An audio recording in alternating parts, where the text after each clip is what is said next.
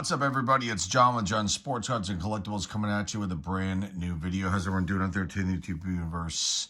It's a comic book video. I got some pickups here, some silver and bronze age pickups. This is a little birthday gift to myself. I'm celebrating my birthday, and I figured, get a few comic books for my collection and for the pressing project that I'm getting ready to start up, which I talked about in every single video. So some of these books go into the box of, they need to be cleaned and pressed, and then some just go in my collection.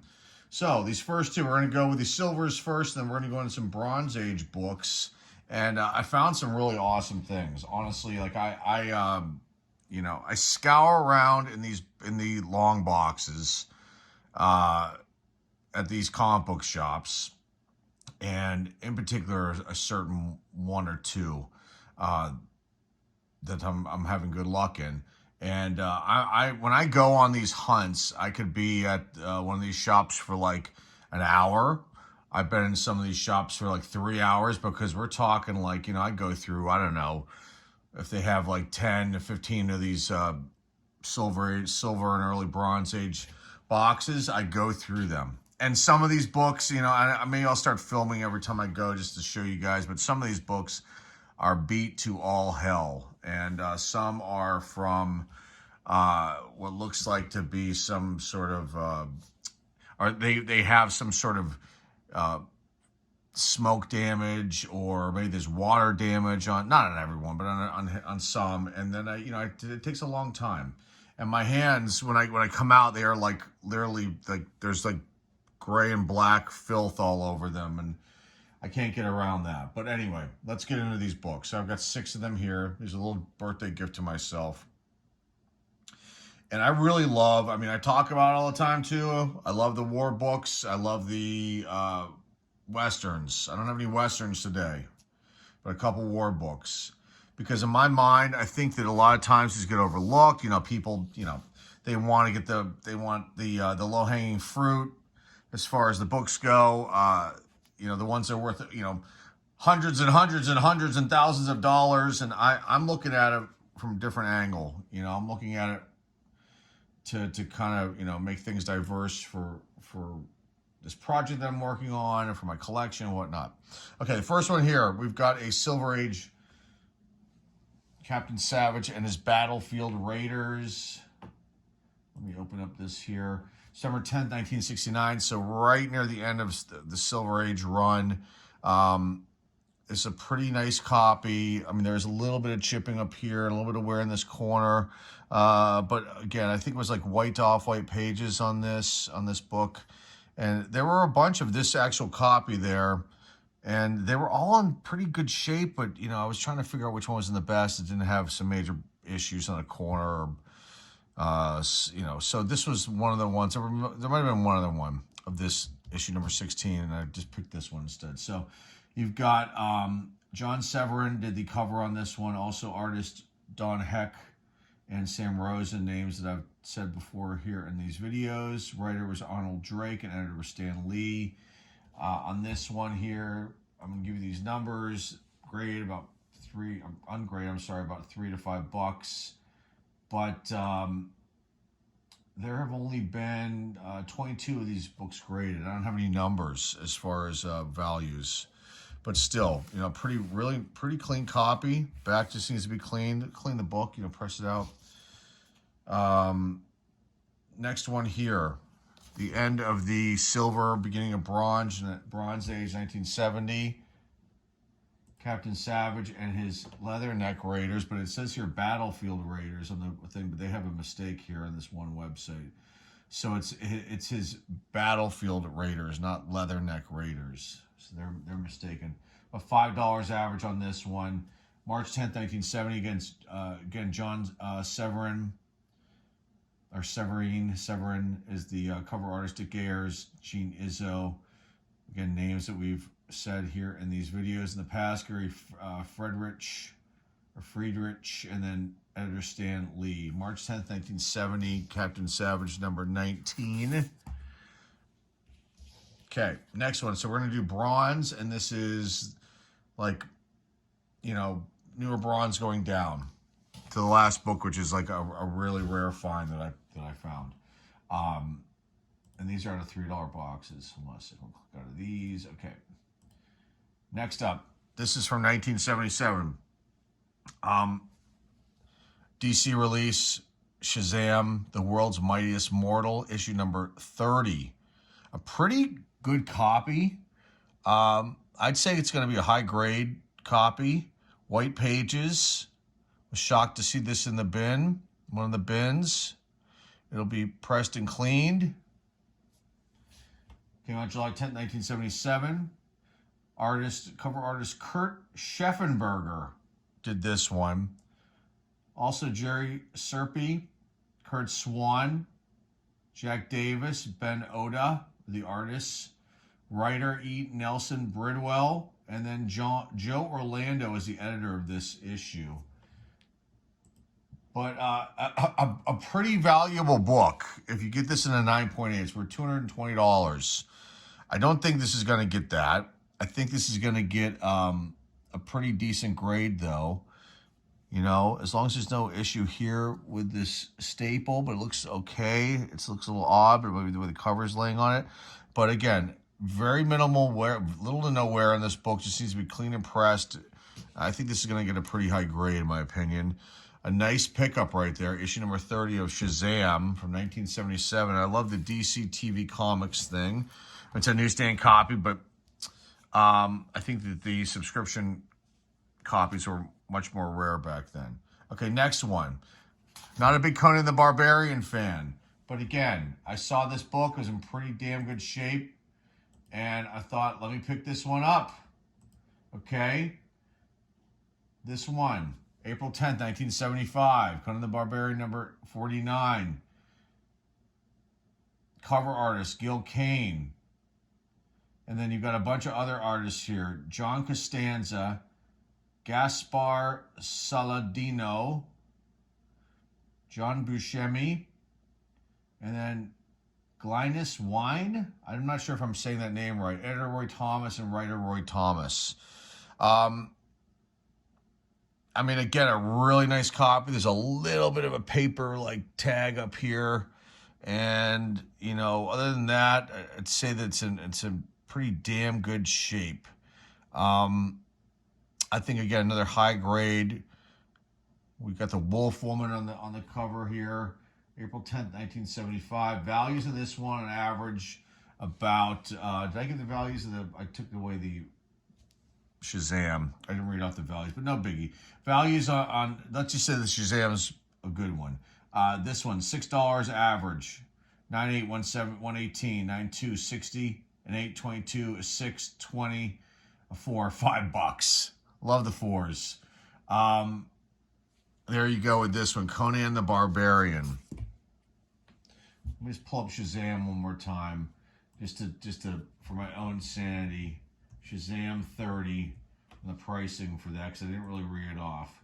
Okay, the 9.8 is worth $220. A 9.2, 52, an 8, 32, a 6, 19, a 4, $8. On average is about $7 ungraded for this Shazam right here. So there are the numbers on that one. But I think a pretty nice find. Okay, this next one is definitely one that's going into my collection. It won't be part of the project. It's my first early bronze Fantastic Four. And I think the earliest Fantastic Four that I have is probably from like 1976. I've got a bunch of Fantastic Four issues. You know, a certain part of the series, you know, run, but not like past, you know, going backwards from 1976 and down. So I to find this one in the, you know, in a $3 bin to me was a pretty good pickup.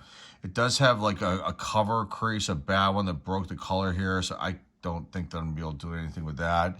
It does need to be cleaned and pressed, but it's in pretty damn good shape for, you know, for this book. Okay, so 9.8's 210.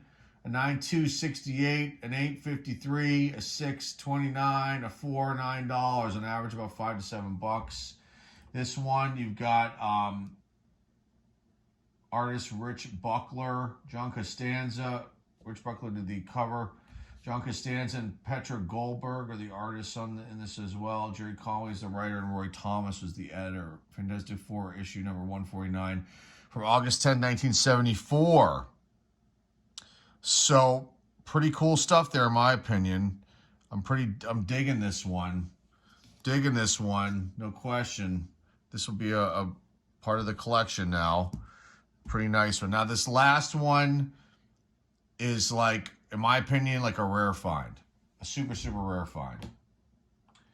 And let's talk about this next one. Okay. So,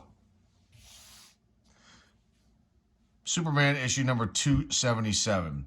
You're thinking, okay, what's so special about that? Well, not much, right? Aside from what I'm going to show you. So this book, okay, let's just do the info first. July 10, 1974. You've got Nick Carty, I think, did the cover of this one, I believe. Neil Adams had and Kurt Swan also did the art on this. You got Elliot Mangin, Nelson Bridwell, and Martin Pascoe were the writers, and then Julius Schwartz. Bunch of different names here on this Superman issue 277. Okay. So, let's just do some prices real quick, and then I'm going to show you why this is a special book. 9/8, 124, 9/2, 46, and 8, 35, and a 6, $12, a 4, $6, and ungraded $3 to $5. Okay? Nothing special about that, right? But I've seen these before. I may have one in my collection. I need to go through and see. And this is a variant. And you're saying to yourself still, John, what do you mean it's a variant? Let me get this out of here. I'll show you. So, this is what's called a Mark Jewelers variant. Okay? And these are rare. Okay? They're very, very rare. Especially the older books. Now, what makes it so special? Okay, so I'm going to show you first of all, but let's just talk about this. So, Mark Jeweler inserts, they are basically, it's like an ad, okay, inside the book here. Let me show you. And there it is. Okay, so this is a jewelry ad for rings. You can see it here, rings, Mark Jewelers, okay? What makes these special? It's the insert, but who received these books. These were sent out to the military. Okay, so let me just read here. The Mark Jewelers inserts are variants of popular comic books in the 1970s, but I think they go into the 80s as well. And they might go back to the 60s. These variants, unlike many other comic variants, are not subject to one comic company, but both DC and Marvel. In the mid-1970s, DC and Marvel comics included a 4-page color insert in a number of these comics. These inserts can be seen if one looks at the top edge of the comic book. Then one will see a blue heavy stock insert. Let's see if we see it that way. Yeah, you can kind of see it through there. Okay. There is a belief that these variants were distributed near U.S. military bases, both home and abroad. These Mark Jeweler inserts allowed servicemen to purchase jewelry and engagement rings. The ratio of standard comic books to the number of variants is currently unknown, but it appears that the variants were produced in smaller quantity. So you've got basically what's short prints of these books with the variant ad insert, and this came out in 1974. So I will never know, though, if this book was a service member had this book, say the Vietnam War was going on during this time. Was this book over there? Or was it like, with a somebody in the service here in the States, or at a base overseas somewhere else? Or we were also in the Angola crisis during that time frame too. I mean, we're talking some history, some war history here. But regardless of all that, this is to me like a really big find. To find a big thing to find here, and it's probably like a mid-grade book. It definitely has some wear here on the corners, on the back. It needs to be cleaned. You got a little bit of a edge chip there, but in pretty damn good shape though, considering a lot of these didn't survive. And I find this fascinating, and this is the kind of thing that I'll clean it and press it out, and we'll probably get this one graded, and it'll probably come back like a 5 or somewhere along those lines. But the value of it will be there because there's only one of these that I could find for sale on eBay, and someone has it for sale for basically like $30. But no one's gotten this one graded, and people do get these graded, and they sell them for thousands of dollars depending on the grade and the book, and the character, or run or issue number, or whatever it might be. But it's Superman. Okay, there's a plus there, and so for me, I found this whole thing fascinating. Let's just leave that one in the middle there, and let's put up a couple more. Let's do the Fantastic Four. And then I'll round this out with the Shazam. And then we'll wrap this one up. So to me, I think that I had a nice little find there with the Superman, the other books here, nice little birthday present to myself all together. So I'm very, very happy with this, and I hope that you guys enjoyed this one today. This Mark Jewelers variant to wrap up the video.